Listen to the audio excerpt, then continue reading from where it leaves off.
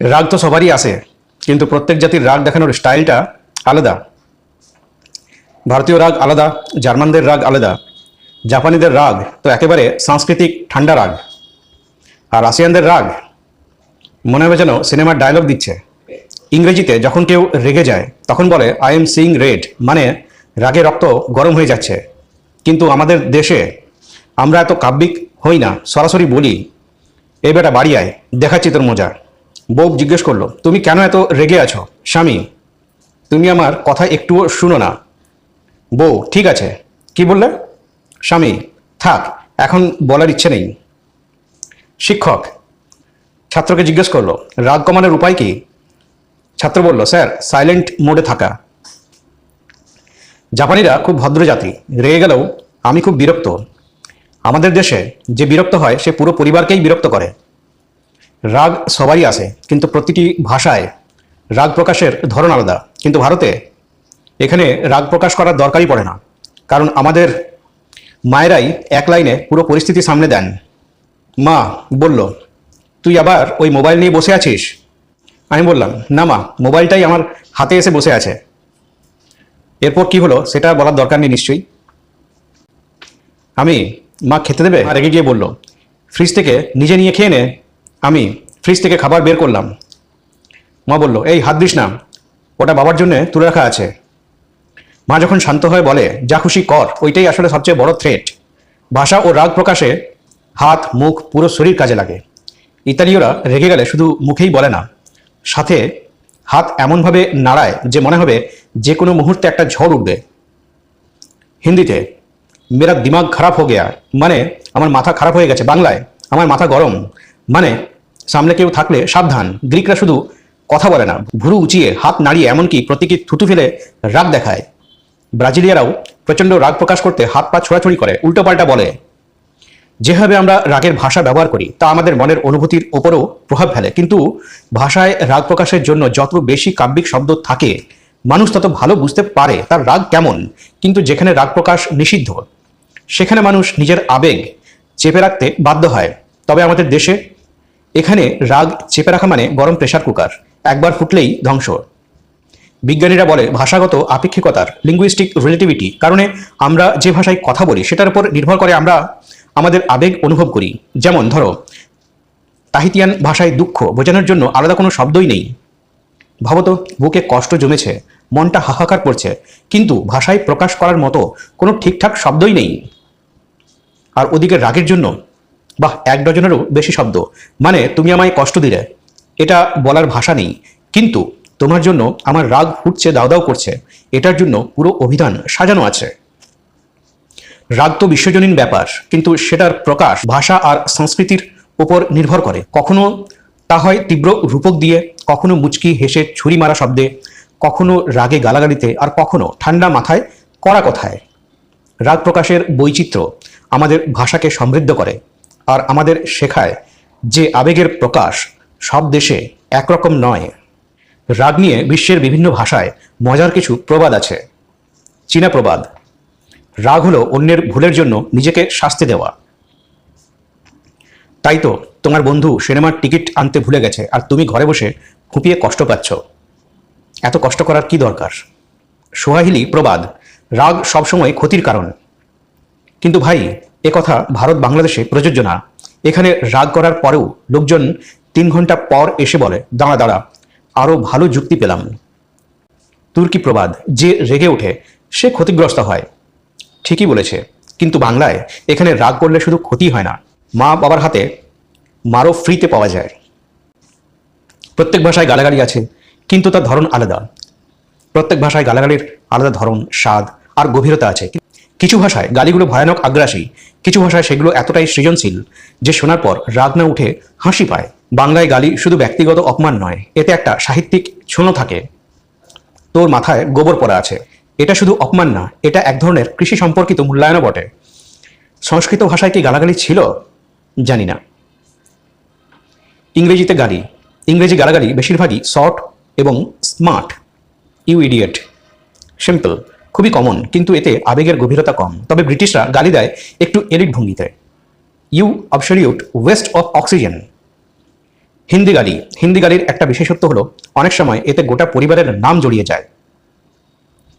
বলছি না আমি এখানে রাশিয়ান গালি শুনলে মনে হয় কেউ কবিতা আবৃত্তি করছে, কিন্তু আসলে সেটা একটা ভয়ঙ্কর অপমান। যাও গরম পানির ট্যাঙ্কে। শান্তিপূর্ণ শোনালেও আসলে এটা রাগের বহিঃপ্রকাশ। জাপানি ভাষায় গালিগুলো তুলনামূলকভাবে মিষ্টি, কিন্তু একে যথাযথ ভঙ্গিতে বললে শুনতে রীতিমতো পারমাণবিক বোমার মতোই লাগে। ইতালিয়ানরা হাত নাড়াচাড়া না করলে তাদের গালি অপূর্ণ থেকে যায়। সংক্ষেপে বলতে পারি, ভাষা বদলালেও গালির আবেগ সর্বজনীন, কিন্তু বাঙালির গালির মধ্যেও যে শিল্পের ছোঁয়া আছে সেটা আর কোথাও পাওয়া যাবে না। যখন পরের বার রেগে যাবে, চেষ্টা করো অন্য ভাষায় রাগ প্রকাশ করতে। হয়তো এমন একটা ভাষা পেয়ে যাবে যেখানে রাগটা প্রকাশ করা এত সুন্দর হবে যে সামনের জন কনফিউজড হয়ে যাবে, এটা প্রশংসা না তিরস্কার। আর বাঙালি হলে সবশেষে একটা কথা মনে রাখো, রাগ করলেও কাঁটা চামচের মতো হও, রাগ করো কিন্তু খাবার ঠিকমতো মুখে তুলে দাও। রাগের সবচেয়ে শক্তিশালী ভাষা মায়ের চোখের চাহনি, কিন্তু ভারতে এখানে ভাষা বদলানোর দরকার নেই, কারণ আমাদের মায়ের চোখেই যথেষ্ট। মা কিছু বলবে না, শুধু একবার তাকাবে। ওয়াইফাই কানেকশনের চেয়েও দ্রুত সিগন্যাল পৌঁছে যাবে। মনে পড়বে 200 বছরের পুরনো ভুলগুলো। ডাক্তার একটি ছেলেকে জিজ্ঞেস করলো, তোমার কি হার্টের সমস্যা আছে? ছেলেটা, না। Doctor, blood pressure? ছেলেটা, না। ডাক্তার, তাহলে এখানে কি জন্য এসছো? ছেলেটা, সাইনবোর্ডে লেখা আছে এখানে সব রোগের সমাধান আছে, তাই জানতে এলাম আমার শ্বশুরবাড়ির সমস্যা কিভাবে মিটবে। এরপরে ডাক্তারের রাগ হবে না দুঃখ হবে সেটা নির্ভর করবে ওনার মুডের উপর, তাই না? বাঙালির রাগ মানেই শুধু চেৎকার চেঁচামেচি নয়, বরং এটা একটা মিশ্রণ, কটাক্ষ, দর্শন আর সাহিত্য সব একসঙ্গে। অন্য ভাষায় মানুষ রেগে গেলে স্রেফ গালাগাল দেয়, আর বাঙালি সে রেগে গিয়ে রবীন্দ্রনাথ, জীবনানন্দ, এমনকি পাড়ার মোড়ের দাদার বানানো কিছু অদ্ভুত সাহিত্যিক বাণী ঝেড়ে দেয়। বাঙালি এমন কিছু বলবে যে শোনার পর রাগ কমে যাবে, কিন্তু ঘুমের মধ্যে মনে পড়ে গেলে ভয় করবে। যেমন, তোর জন্য মাথায় হাত আর সমাজে মুখ দেখানোর উপায় নেই। মা বাবার অতি প্রিয় ডায়লগ। তোর বুদ্ধি কি নাকে নেমে এসছে? যেন আইকিউ একটা আইসক্রিম, যেন গলে পড়ছে। এত হাই প্রেশার নিচ্ছিস কেন? সংসদে ভোটাভুটি চলছে। আমার রাগ দেখে কি মনে হচ্ছে আমি লালবাজার থেকে এলাম? পুলিশি থ্রেট। রাগ কমানোর জন্য আমাদের কিছু অদ্ভুত টোটকা আছে। চায়ের কাপ। বাঙালির রাগ কমানোর একমাত্র পদ্ধতি এই, যা আগে চা খা, তারপরে যা বলার বল। সিনেমাটিক সংলাপ। এত মাথা গরম করিস কেন? একদিন সবাই মরে যাব। হ্যাঁ, এইভাবেই বাঙালির দার্শনিক দৃষ্টিভঙ্গি কাজে আসে। একটা ভালো খিস্তি, হালকা কটাক্ষ মেশানো, একটা ঠান্ডা গালাগাল দিলেই সব ঠিক। যেমন, তুই কি বাঁশবাগানের মই? কোনো কাজের না। বাঙালির রাগ মানে শুধু রাগ নয়, রাগের মধ্যে সাহিত্য, ব্যঙ্গ আর বিনোদন আছে। বাঙালি রাগলে প্রথমে নাটক করে, তারপরে খানিকটা দর্শন ঢালে, আর শেষে এক কাপ চা খেয়ে ভুলে যায়। তাই কেউ যদি রেগে যায়, একটাই উপায়, হাসি দিয়ে উড়িয়ে দাও আর বলো, তুই চা খাবি? অভিজ্ঞ বাঙালিরা জানে আমাদের রাগের 5টা স্তর আছে। হতাশা স্তর, আহা এই দেশে কিছুই হবে না। এই সংলাপ সাধারণত ট্রাফিক জ্যামে আটকে থাকলে বা লোডশেডিং হলে শোনা যায়। বিরক্তি স্তর, তুই কি আলুর বস্তা? মাথায় কিছুই তোর ঢুকছে না। যখন কেউ বোঝে না তখন এই সংলাপ স্ট্যান্ডার্ড। সংলাপ স্তর, আমি কিছুই বলবো না। এরপর যা বলার সেটা মিনিমাম 30 মিনিটের মনোলগ। শাস্তি স্তর, আজ থেকে তোর সাথে কথা বলা বন্ধ। প্রায় 5 মিনিট পর্যন্ত স্থায়ী হয়। চা স্তর, চা খাবি? রাগের সর্বশেষ ধাপ, দুধ, চিনি আর ভালোবাসার মিশ্রণ। বাঙালি যতই রেগে যাক, রাগের মধ্যেও একটা সাহিত্য থাকবেই। বাঙালির রাগ বেশিক্ষণ স্থায়ী হয় না, কারণ কিছুক্ষণ পর তারা চা খেতে ভালোবাসে। বাঙালিরা রেগে গেলে ব্যঙ্গ করে, কিন্তু সেই ব্যঙ্গ এত মজার হয় যে সামনে থাকা লোকটাও হেসে ফেলে। মায়ের রাগ এটা পুরোপুরি আলাদা বিভাগ, যেখানে রান্না, পড়াশোনা আর নালিশ তিনটেই থাকে। রাগের কি দরকার? জীবনটা একেবারে ফুটবল খেলার মতো। মাঝে মাঝে লাথি খাও, মাঝে মাঝে গোল দাও, আর শেষে এক কাপ চা খাও। বাঙালির রাগের বিশেষ বৈশিষ্ট্য, রাগ নাটকীয়। আমাদের রাগ কখনোই সোজাসাপটা নয়। আমরা সরাসরি কিছু না বলে এমন কিছু বলি যাতে রাগ বোঝার চেয়ে মানুষ আগে ধাঁধায় পড়ে যায়। রাগে সাহিত্য থাকে। অন্যরা রেগে একগাদা গালাগাল দেয়, আর বাঙালি রেগে জীবনানন্দ দাশের কবিতা ওড়ায়। রাগের মধ্যে বুদ্ধিও থাকে। ওরে বাবা, এ কি করলি, তোকে দিয়ে আর যাই হোক ক্যালকুলাস শেখানো যাবে না, মানে রাগের মধ্যেও শিক্ষামূলক বার্তা। রাগ স্থায়ী নয়, সর্বোচ্চ 10 মিনিট, তারপর ভাত খাবি? বাঙালির রাগের নানা প্রকারভেদ। নাটকীয় রাগ, তুই থাক আমি চলে যাচ্ছি। কোথায় যাচ্ছে কেউ জানে না। গবেষণাধর্মী রাগ। তোর মতো মানুষ কিভাবে এই পৃথিবীতে টিকে আছে, একটা গভীর দার্শনিক প্রশ্ন। বিস্ফোরক রাগ। একবার আমি চুপ থাকলে আমার নাম বদলে ফেলবো, তারপর 30 মিনিটের বক্তৃতা শুরু। রাজনৈতিক রাগ। আমার আর কিছু বলার নেই, জনগণ সব বুঝে গেছে। সাধারণত পাড়ার কাকুরা এভাবে রাগ দেখান। কৌতুকপূর্ণ রাগ। তুই কি কুমিরের চোখের জল ফেলছিস নাকি? মানে কান্নাটা আসল তো। রবীন্দ্রসঙ্গীতের গান, রাগ উঠলেই হেডফোনে। আমার মুক্তি আলোয় আলোয় বাজিয়ে দিলেই সব শান্ত। খাওয়া, একটা ভালো ফিশ ফ্রাই আর গরম ভাত পেলেই সব দুঃখ কষ্ট রাগ নিমেষে উধাও।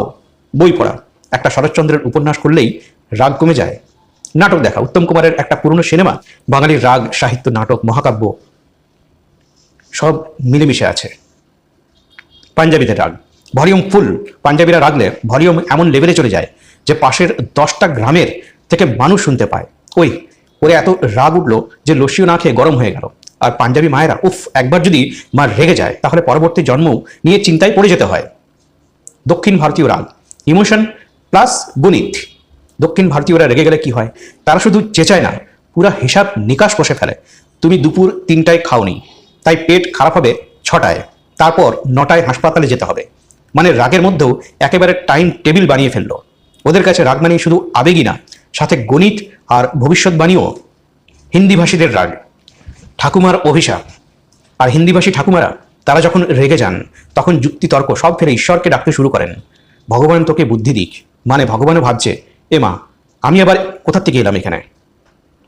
রাগ জীবনের একটা অংশ, কিন্তু সেটা বেশি করলে বিপি বেড়ে যাবেই, আর কম করলে লোকজন মাথায় চড়ে বসবে। তাই ব্যালেন্স বজায় রাখতে রেগে যাও, একটু নাটক করো, একটু ব্যঙ্গ করো, তারপর চা খেয়ে হাসো। ভিডিওটি দেখার জন্য ধন্যবাদ। আপনার যদি এই ভিডিওটি ভালো লেগে থাকে এবং এটি মনোরঞ্জন বলে মনে হয়, তবে দয়া করে লাইক করুন, এটি আপনার বন্ধুদের এবং পরিবারের সাথে শেয়ার করুন এবং চ্যানেলটি সাবস্ক্রাইব অবশ্যই করুন। আবার দেখা হচ্ছে নেক্সট ভিডিওতে এরকম হাসি মজার কিছু বিষয় নিয়ে।